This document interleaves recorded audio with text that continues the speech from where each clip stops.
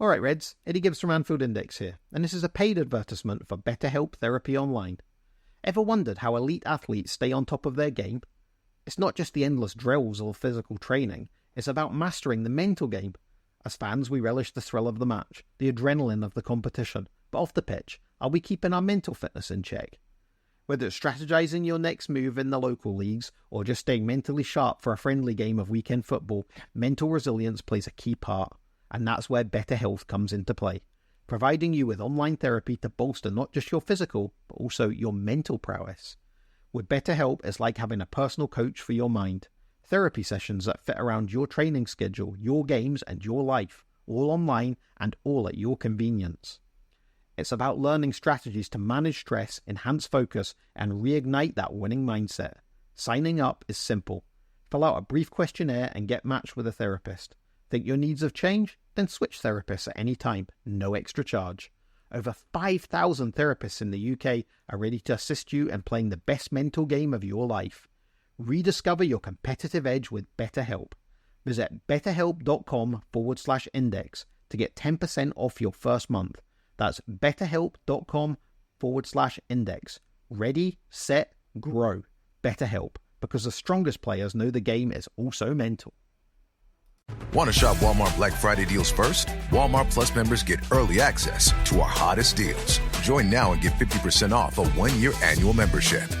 Shop Black Friday deals first with Walmart Plus. See terms at walmartplus.com. Whole Foods Market has Thanksgiving gatherings covered. First things first, reserve your no antibiotics ever fresh whole turkey today, starting at $2.99 a pound. Or go with their organic spiral cut bone-in ham, full of seared-in flavor. For sides, choose Whole Foods Market grab-and-go platters. Go even further and get your whole meal catered. Just order online by November 26th. Get Thanksgiving ready at Whole Foods Market. Terms apply.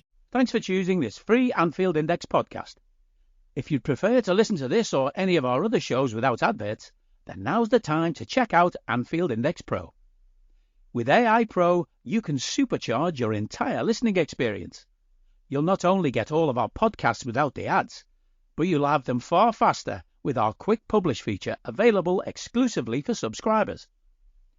AI Pro also puts you in the heart of our sound studio, with an option to listen to many of our shows live and interact with the podcasters in real time as the shows are recording. Upgrading couldn't be easier. AI Pro is available on all popular podcast platforms. Just head on over to AnfieldIndexPro.com and get started today. Hello and welcome to the latest episode of the Anfield Index podcast. My name's Trev Downey and I'm here in beautiful rural Ireland, from where I am podcasting to you as usual. It's nighttime, it's cold, it's icy. It's kind of atmospheric and getting nice and wintry, and it's a nice evening to be joined by my two colleagues, Lisa Marie Hanahan and Cam Brainch, so that we can do a shorter than usual show. Absolutely no blame involved here. It's definitely not Lisa Marie Hanahan's fault that we're starting late at all. Definitely not. I would hate for anyone to think that it was Lisa Marie Hanahan's fault that we're starting late, because it's just not. It's not right, Lisa Marie. You're talking about cover, Downey. Whatever. How are you today? I am, it's a Friday and I no longer have a job. So, I've been kind of on vacay all week long until I find a new job. So I've been catching up on Grey's Anatomy and, I don't know, sitting on the couch watching TV with the cats. And while I feel a little bit guilty about that because, I do want to be employed, part of me doesn't feel guilty about that because I haven't taken a vacation in probably a year and a half. So feels kind of good. So guilty, not guilty, if you will. Yeah, I to episode 397. 397. Wow, it's creeping up on us. I get that.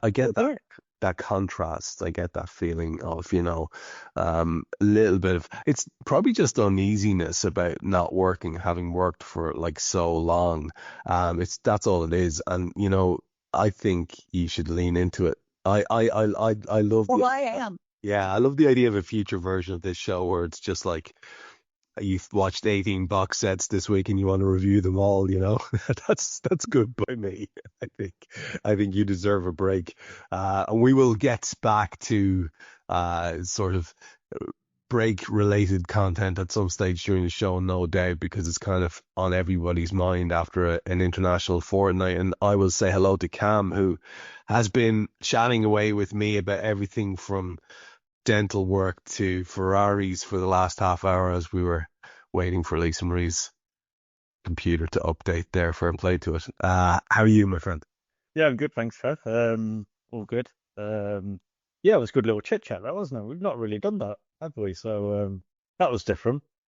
Yeah, it's been a while. Certainly been a while since we did anything sort of vaguely sort of gossipy and meandery and bringing in people that we know into the chat, which I do like. That's always nice. If it was down to me now, I'd just continue that exact chat for the rest of the podcast and bring Lisa Marie into the loop. But I guess that might be something that might bother a few people if we were to start dropping too many names. We should mention right at the outset here that this is a weekend in which Anfield Index are going live with 3 new shows, because there is a push to do some extra video content, that being something that Eddie and Greg and Gags have a feeling that people want. And to that end, like I say, there are 3 new shows starting this weekend, one of which I have to mention because it features the return of a certain Gagan Tandon to the microphone, and I do believe to the camera, because obviously it's a YouTube show. And I think Gags is going to be doing a sort of a match aftermath thing. I'm not 100% sure on the details. I am looking them up here. Please bear with me as we speak. But it's the Gags Tandon show, isn't it? It is the Gags Tandon show. So basically, yeah, I've got the article open here. We have 3 new shows on the channel. I just want to tell people about them, just in case they're not familiar with it and what's happening. And the 3 new shows are Match Day Live. This is the first ever Anfield Index watch along. This is going to be hosted by a new recruit to the channel, a guy called Jack McIndoe, and it promises to deliver real-time reactions, analysis and fan interaction as Liverpool face Southampton at St Mary's. That's a little blurb on that one. There's loads of bits and bobs about Jack and Eddie talking about how it's nice to have Jack on board. Look forward to hearing that. It's definitely a new thing for this channel. We haven't had that. Gads is doing instant match reaction. Yeah, I was right. He is doing a return to podcasting and video podcasting with a live instant match reaction video podcast. Now, again, there's going to be a lot of crossover here between, like, obviously what we do. Our podcast is raw. The whole point is it's immediately after the game. Maybe this is going to be right on the final whistle. Gags is going to be joined by Jack, actually, the aforementioned Jack, for the first of these Match Day Live debuts, breaking down the match's key moments, sharing insights, and it's nice to see him back. There he is, resplendent in his lovely Adidas Liverpool tracksuit, which is reminiscent of a previous era of greatness. Looking well there, Gags. Fair play to you. And the last one is called Final Whistle. This is a Premier League weekend wrap up. It's a kind of thing that was already in existence. Now it's going to be on the YouTube channel with Nina Kauser and Ben Pescod. They're going to be co-hosting it. It is coming across from EPL Index and providing an in-depth look into the weekend's Premier League action and a focus on how results impact, obviously, the Reds, but looking across the board at all the other clubs and all the other results. So, I mean, you can't say we ain't giving you value for money over here on Anfield Index. So hopefully that will be of interest to some of you who are listening. And I did want to plug it right at the start of the show, lest I forget, like I did previously when I was supposed to do plugs and the show cut off before people heard them. So wanted to do it right this time. You know, this is we did an hour and a half show one time, the 3 of us, and I stuck it in as the last 15 minutes, which literally nobody heard. So fair play. Or talking to ourselves. We have loads going on, and I've had a weird week myself of being more interested in nostalgia than current red stuff. And I spent all my show with Jan last night talking about the past, and it was great crack. I got fantastic stories out of Jan. If you haven't ever listened to Mulby on the Spot, let me heartily advise you to go and do that, because the guy was on fire last night. We had so many brilliant stories with people, especially if you've been a football fan for years. The names will make sense to you, and that's always a little extra kind of bit of fun.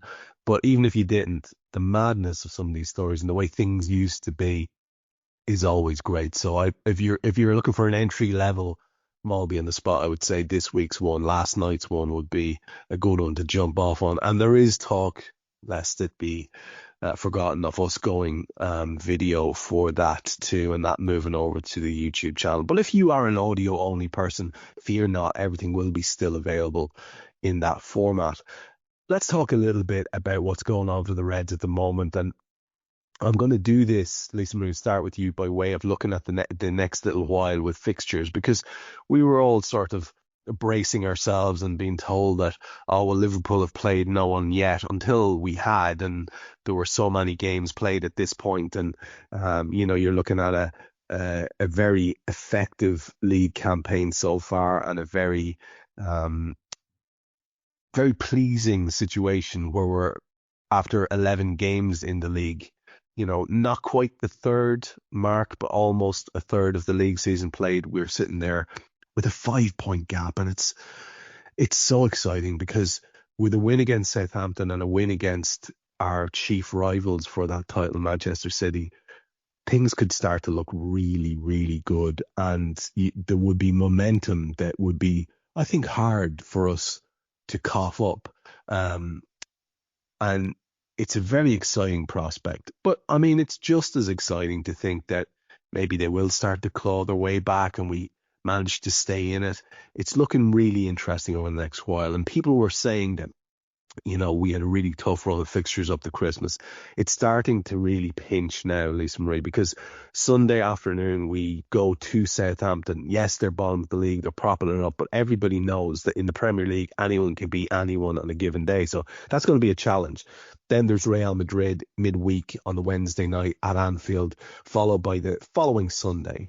A little sort of a perfect sandwich there of Sunday, Wednesday, Sunday, and we have City coming to Anfield. It's not like it eases up, because we've midweek against Newcastle at Newcastle, then we've the following weekend away at Everton, and then we have an away game at Girona, and before we play Fulham at home, we go away to Southampton on the 18th of December. We've got an away fixture against Tottenham on the 22nd. You can see a pattern here, I hope.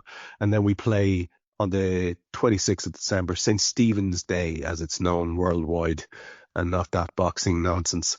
We play Leicester at home. And to see the year out, it's West Ham only 3 days later at their place on the 29th. I mean, it's bananas. What a run of games that is. And as you look ahead to them, there's a question that I wanted to put to you. I put it to Jan last night. I don't think he was having it, but I was wondering, because the league games are so important, the City game and the Southampton game, because we don't want to cough up anything there, whereas we can afford we have wiggle room in the Champions League because of our wonderful start. Do you see a situation where there's a comparatively under strength Liverpool going out midweek now against Real Madrid? Oh, I don't think so. Let me sit here and debate with myself live on the podcast. There's a little extra content for the listeners. Yeah, I don't see us, putting out the under 21 team or anything midweek, not going to that level. But I think I could predict that a little bit better if I kind of saw or knew what team was going to be playing against Southampton on Sunday. Because just for a couple of reasons. We're coming back off that international break, and so who's come back with a knock or a niggle or something that might make the them to not, okay, it probably wouldn't be good for them to be playing Sunday, Wednesday, Sunday, kind of thing. So the midweek rest they would be better served with that. But I do think it probably will be, yes, a pretty strong team that sets foot out on the field Wednesday night against Real Madrid, because while no, we don't need we shouldn't need the points for the Champions League. We're in a very good position there, of course. There's still something to be said for, properly testing yourselves against them and seeing what we can do, against Real. So yeah, I mean, I do expect some rotation, but no, I don't expect to be seeing, the under 21s, as I said. Yeah, well, you see, the thing is, Cam, and just to bring you in on this, because it's a good point Lisa Marie makes, rotation can happen in this team with this squad, and the fall off is not bad at all, because we have so many good players at the moment, and we do have a decent level of fitness in the squad. But she's right also to bring up the fact that we do have guys coming back from travel, and Alexis McAllister, who hasn't been on his best form for the Reds in recent times, had a couple of tough games for Argentina. I think he played most of both of them and apparently wasn't great. So do we rest Mac against Southampton, play Curtis, who's obviously earning it at the moment, and Dom and Grav? Do you go all out in every game, which we've seen Arne try to do? I mean, Arne will play Arne's favourite team if he can. We know that that's what he likes to do. If everyone's fit, he will play his strongest team. There are rumours that Jota is not far off coming back. We saw Ali training. We know that Harvey Elliott's training. The squad is starting to look quite healthy. But I get a feeling, Cam, and this is what I said to Jan, I just want to bounce it off you.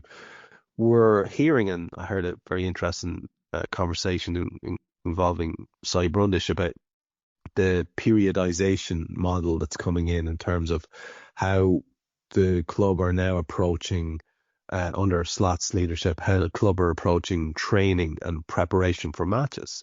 It's an altogether different arrangement than there was under Klopp. And it seems to be working really well for the likes of Ibu Konate, who's playing all the time now, and that's much to my delight, because I think that guy's an absolute wonder of a footballer. I love watching him play. I guess I'm wondering, do you think maybe the fortnight away with the international teams has made a complete bollocks of that, and that it might take some time to sort of set that back in motion, so we could see quite a few chopping and changing things happening over the next two games with a view to having our absolute strongest team available for City? What do you think about that? My dad works in B2B marketing. He came by my school for career day and said he was a big ROAS man. Then he told everyone how much he loved calculating his return on ad spend. My friends still laugh at me to this day. Not everyone gets B2B, but with LinkedIn, you'll be able to reach people who do. Get a $100 credit on your next ad campaign. Go to linkedin.com/campaign to claim your credit. That's linkedin.com/campaign. Terms and conditions apply. LinkedIn, the place to be, to be. Chronic migraine is 15 or more headache days a month, each lasting 4 hours or more. Botox, onabotulinum toxin A, prevents headaches in adults with chronic migraine. It's not for adults with migraine with 14 or fewer headache days a month. It prevents, on average, 8 to 9 headache days a month versus 6 to 7 for placebo. Prescription Botox is injected by your doctor. Effects of Botox may spread hours to weeks after injection, causing serious symptoms. Alert your doctor right away, as difficulty swallowing, speaking, breathing, eye problems, or muscle weakness can be signs of a life-threatening condition. Patients with these conditions before injection are at highest risk. Side effects may include allergic reactions, neck and injection site pain, fatigue, and headache. Allergic reactions can include rash, welts, asthma symptoms, and dizziness. Don't receive Botox if there's a skin infection. Tell your doctor your medical history, muscle or nerve conditions, including ALS, Lou Gehrig's disease, myasthenia gravis, or Lambert-Eaton syndrome, and medications, including botulinum toxins, as these may increase the risk of serious side effects. Ask your doctor and visit BotoxChronicMigraine.com or call 1-800-44-BOTOX to learn more. Time to work on your gift list with Black Friday deals at the Home Depot. Right now, get a select tool from top brands like Ryobi and Milwaukee for free when you buy a select battery kit. Choose from reciprocating saws, multi-tools, sanders, and more. Whether you're stocking up on power for your personal workshop or grabbing the perfect gift for someone else's. Get Black Friday tool deals delivered from the Home Depot. Limit 1 per transaction. Exclusions apply. Full eligible tool list in-store and online. I don't need a VPN. I've got nothing to hide.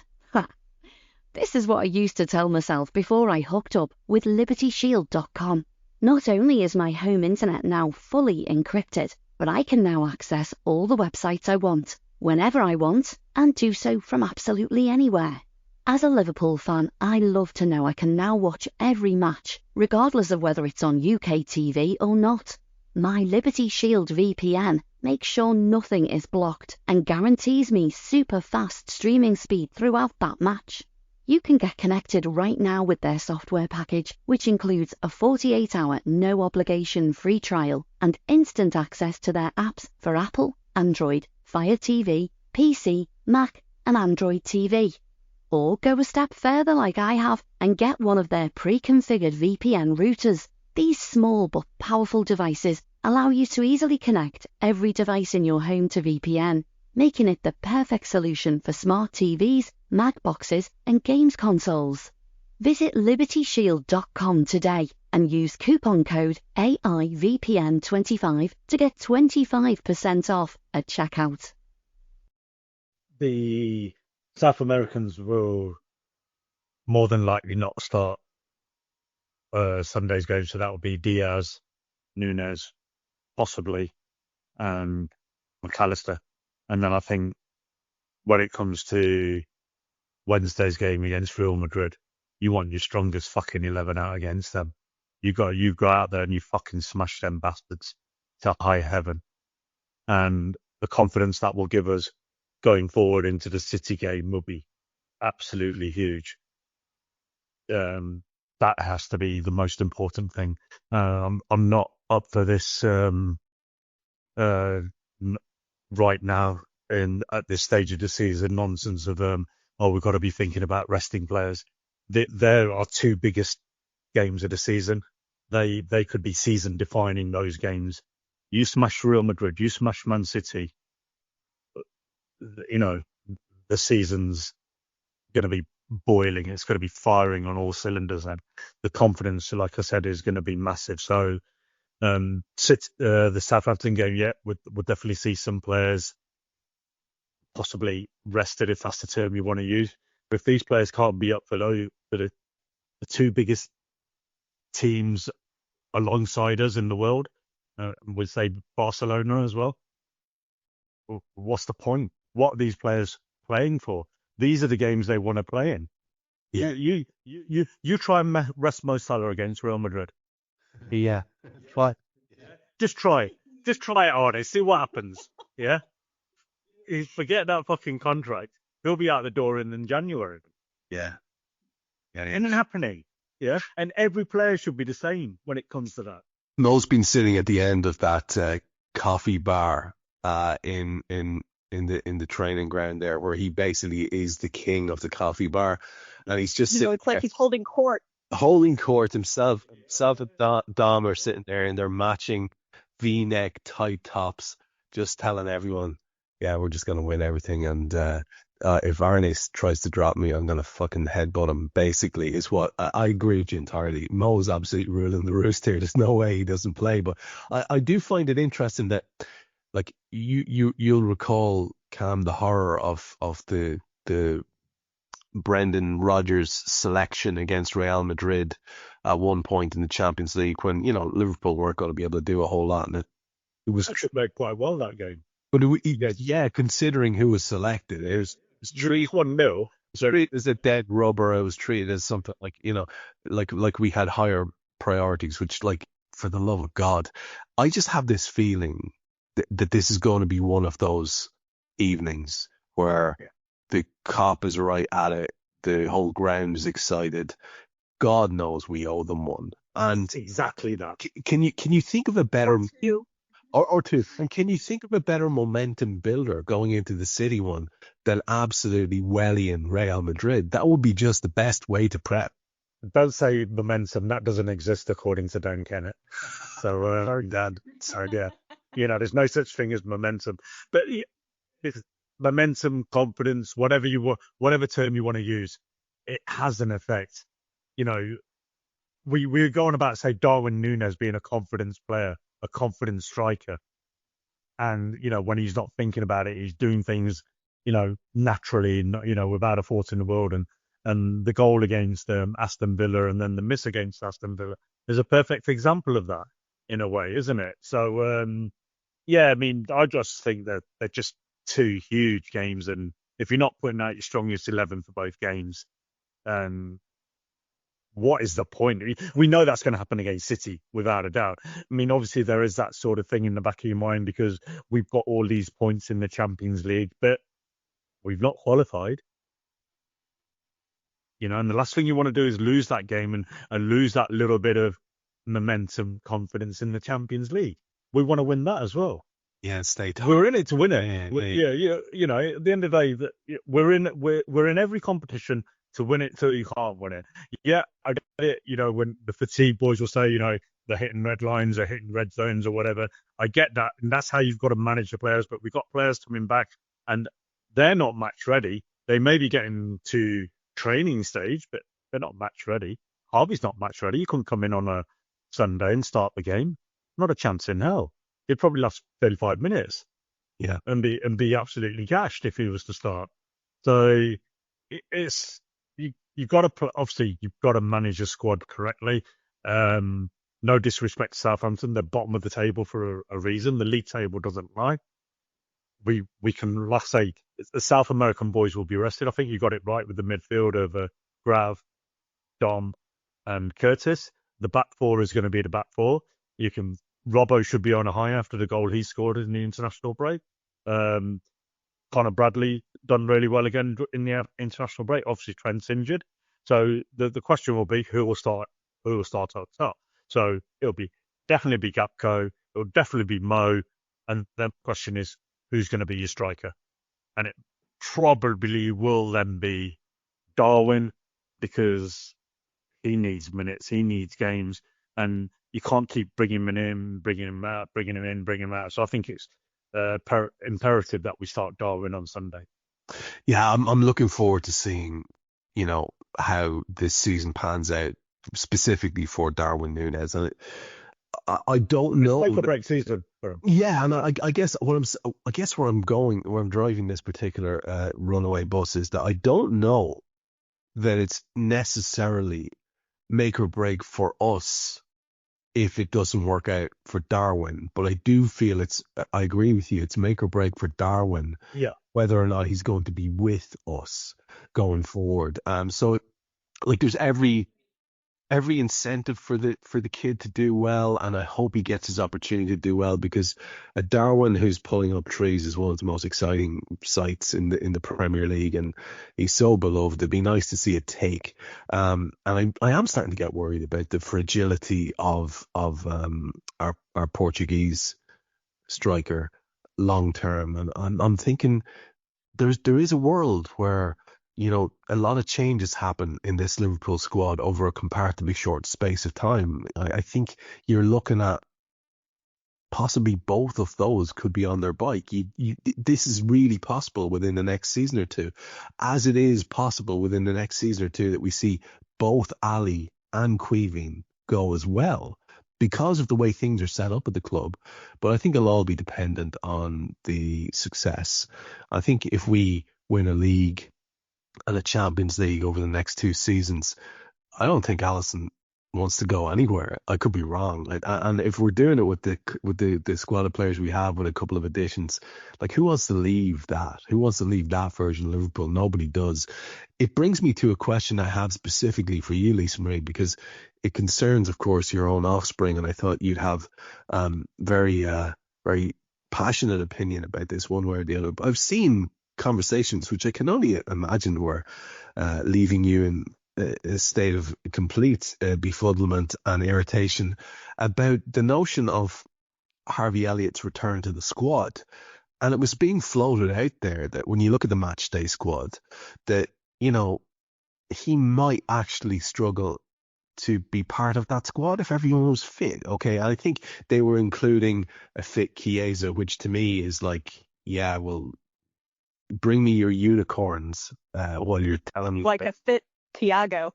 Yeah, exactly that, you know. So I don't know about that. But even just with the idea of the kind of people you like, the bodies you have to have present in the squad, that it was going to be a struggle for him. And we're talking about a kid here who was a first teamer with Jurgen. Jurgen considered him a first teamer.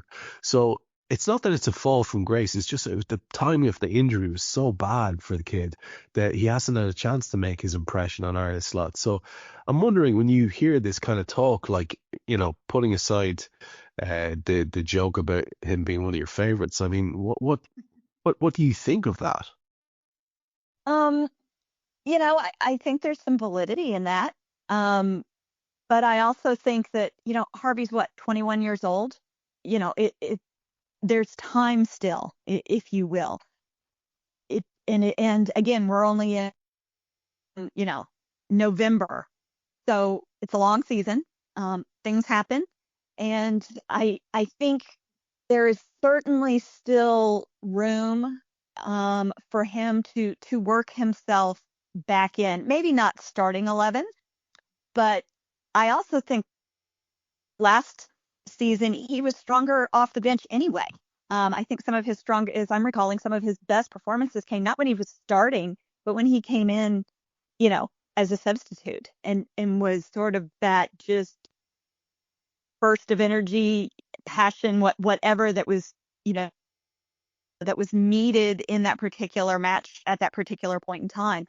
And that's not necessarily a need that we're seeing as much so far this season as we were last season, but I do think that is a strength of his. So I'm not overly concerned. Well, you know, he is my fifth child, and sometimes, or my fourth child, I should say. I was going to say, hang on. Let's go. At one point, Harinder had me mother to the entire team. But that was some chat on, I can't remember now if it was in Discord or on Twitter. But anyway, yeah, according to Harinder, I'm mother to all of them. So they're all my kids. But yeah, no, I think you are absolutely right. The timing of that injury was extremely unfortunate. You know, where it happened at the beginning of the season and just really hasn't given him an opportunity. But again, him kind of being available now can almost be like getting a new player in January. You know what I'm saying? Having somebody else available in the rotation for the squad that we didn't have prior to this. So, you know, and he's young. You know, he's 21 years old. So I don't think we need to be writing off his career with Liverpool or with anybody at this point in time. Yeah, I think you're dead right. And I think the thing that people sort of get carried away in the moment saying stuff like that is that they fail to factor in that there will be ongoing issues with injuries. And I think what they forget as well is that this is a really, really good footballer.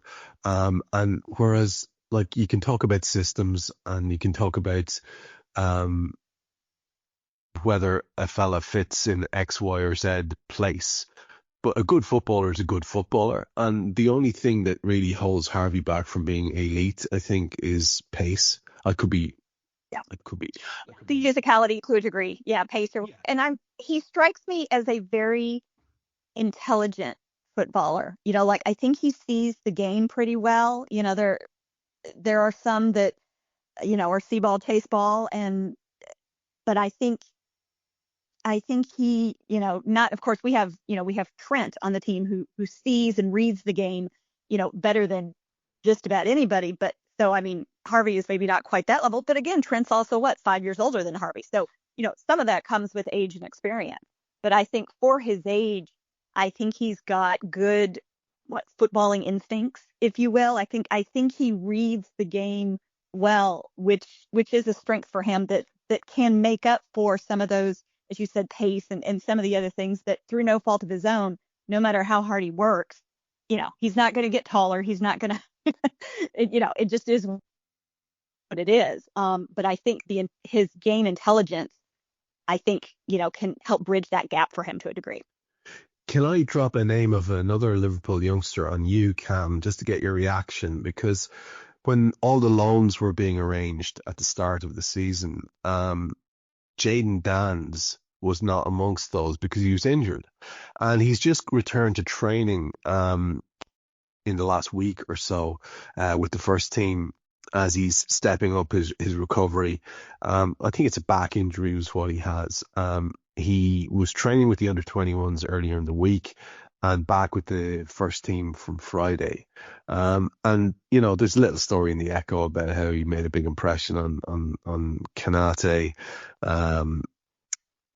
I can't remember what it was, but it was some just banter over and back between them. It was, that's basically it. Just he's certainly very much part of the group and the crew. And I found the mention of his name quite interesting because it's a bit of a wild card for Arne to have in this pack now, because we're talking about there, we're just mentioning Jota and his comparative fragility, and Darwin and Willie won't he sort of take, and might be nice to have an exciting and clearly talented option from our youth ranks who's knocking around the squad as well, because everything I've seen of this kid, everything genuinely was just so promising. And I understand it was within a certain context where it was a kind of nothing to lose scenario, but it's okay to say that. But to do the things that he did when given his opportunities, the comparative skill and presence that he showed, I was very excited by that, Cameron. I love the idea of him maybe being a sort of a wild card addition to our squad and maybe making a little impact here and there. Yeah, I hear you, Trev. The thing that worries me about Dayum is unless you're extremely skillful up top, then you need pace to, say, compensate for that. And I haven't seen enough of him to say, is he skillful enough? Let's look at an example of a brilliant number 9 that we had recently, Bobby. Not blistering pace, but superb game intelligence, skill, everything else that went with it. Now, unless a very different type though, Cam, right? Yeah. But I'm just sort of using the non-pace angle there.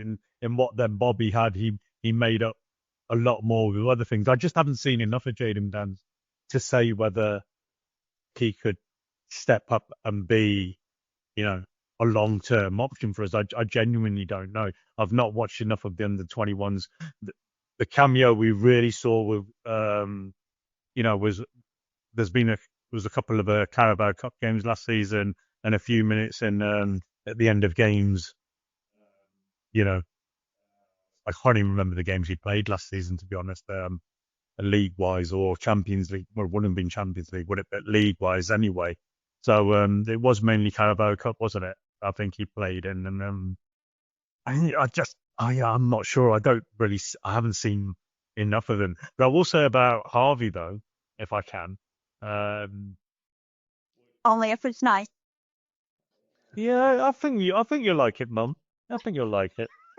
So you're everyone's mum. You're not just a Liverpool squad's mum. You're our mum. Apparently, everybody, yeah. Yeah, everybody. The whole world. Mother. That. Yeah. So you need to sort some of your children out, though. That's what I'll say. So, no, there's only so much I can do. Well, this is true. But going back to, we digress. Nothing. Going back to Harvey. Would you say Bernardo Silva is blessed with tons of pace?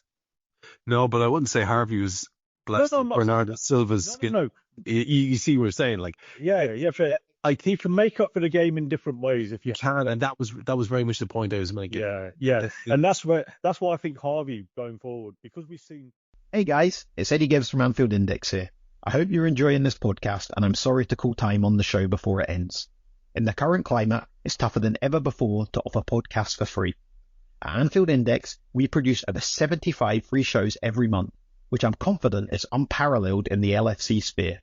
Whilst we'd love to offer everything for free, the production costs now make this impossible.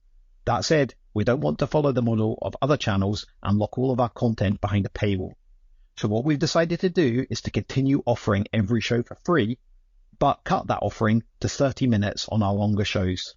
So to get all of our shows in full and enjoy the best of everything we have to offer, we really hope you'll consider supporting the channel and signing up at AnfieldIndexPro.com. For about the price of 1 cup of coffee, you'll get every podcast in full with 0 ads. You'll also get access to our LFC VIP community, where you can enjoy live podcasts, engage with our podcasters, and chat with other Reds in real time. So that website again, AnfieldIndexPro.com. Join today.